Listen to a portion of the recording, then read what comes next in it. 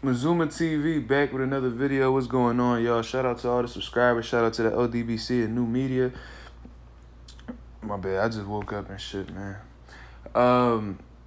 What I want to talk about today, man, is Roy Jones' recent interviews regarding Errol Spence Jr. You know what I'm saying? Shout out to Fight Hub for the interview.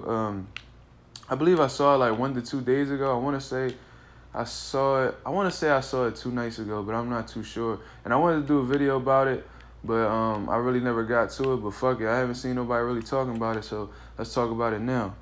So what I want to talk about right now is it seems as if Roy Jones isn't really impressed with Errol Spence so far. You know what I'm saying? If you guys know Errol Spence, he's the IBF welterweight champion. And he's my pick as the best welterweight on the planet right now. That's just my opinion. You know what I'm saying? A lot of people agree with me. Some people believe Terrence Crawford. And a lot of people will say Manny Pacquiao, depending on who you're talking to.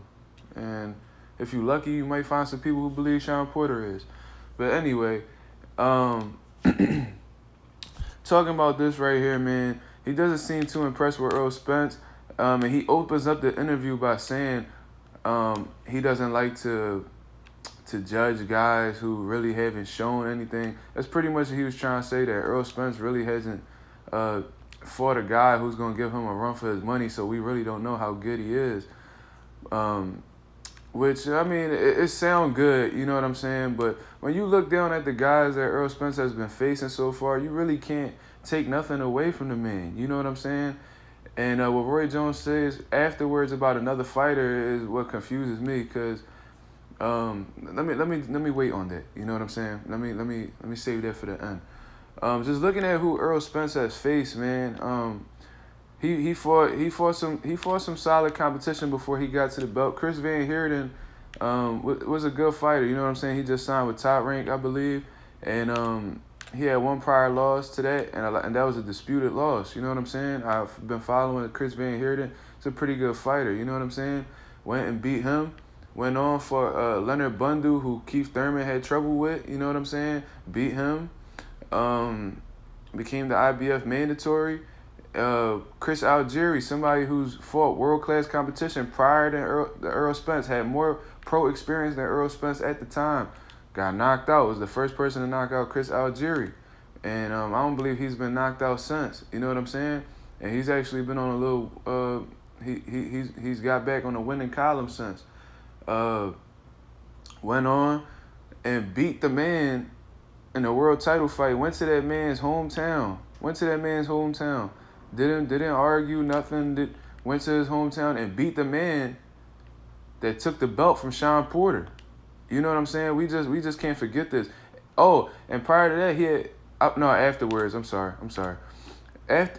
Afterwards, went on to beat Lamont Peterson, who was a big name in the sport prior to his retirement against Sergey Limpinets. I believe he was a 2-weight world champion. I believe he had the WBA regular title at 147, or one of the titles from the WBA. After he had beat David Evanesian, and had been spent the majority of his career at 140 and had a title there as well. You know what I'm saying? Beat guys like Amir Khan. So you really can't take much away from Errol Spence's competition. He's just been beating the guys who've been available. Then on top of that, recently just beat a pound-for-pound fighter. He was in my top 5 pound-for-pound. Prior to the loss, Mikey Garcia, 4-weight class world champion, a definite Hall of Famer. Errol Spence with like 3 title defenses already has a Hall of Famer on his resume, regardless of what you guys say.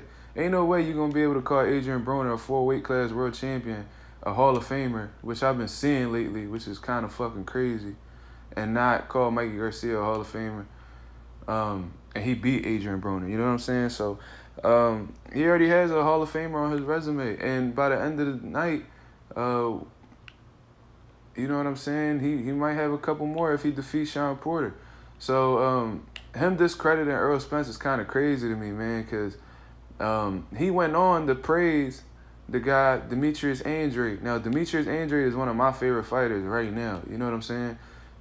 He's my favorite middleweight. You know what I mean? And just like overall, I believe he's one of the most skilled guys on the planet. You know what I'm saying? Crafty ass, southpaw, orthodox, got pop, could box, could move. He could pretty much do it all, man. Counterpunch, and he definitely got some snap behind that left hand. Knows when to turn it up. Knows whenever he has to box. You know what I mean? He really has a lot of tools in his arsenal. You know what I mean? But with his inactivity, with Demetrius Andrade's inactivity. Hasn't really fought elite competition yet, and he's been pro for a long time. I want to say he's been pro since, I'm gonna give it a guess, since like 2008, 2009. And he hasn't really faced the competition that Errol Spence has fought. You know what I'm saying? Like, the best guy on Demetrius Andrade's resume is a undefeated David Evanesian. You know what I'm saying? The one who went on to get knocked out by Triple G. That was the best guy he had on his resume. He came off the canvas against Vanez Martirosyan. A lot of people don't remember that, but that's what it is. You know what I mean? He had a tough fight with David Evanesian. Brian Rose, who about to fight like Anthony Fowler out in the UK. Like, he hasn't really faced much opposition. You know what I mean? He was going to face Billy Joe Saunders. And it's not necessarily his fault that Billy Joe Saunders popped dirty for PEDs. But he still didn't face the man at the end of the day. So we don't know exactly where Demetrius Andrade is at, right? So you think Roy Jones would take that stance and say, oh, well, we don't know how good Demetrius Andrade is because he didn't fight no elite opposition. You would think that he'll share the same sentiment for Demetrius Andrade that he shared against Errol Spence. But no, he actually believes that Demetrius Andrade is a problem, and he'll give a lot of problems to Canelo. He didn't say he'll beat Canelo, but he said he'll present a lot of problems, which may be true. But Errol Spence is a southpaw, just like Demetrius Andrade. He's an undefeated champion, just like Demetrius Andrade. But I believe Errol Spence has faced a better competition than Demetrius Andrade, yet Roy Jones is giving more credit to Demetrius Andrade than Errol Spence.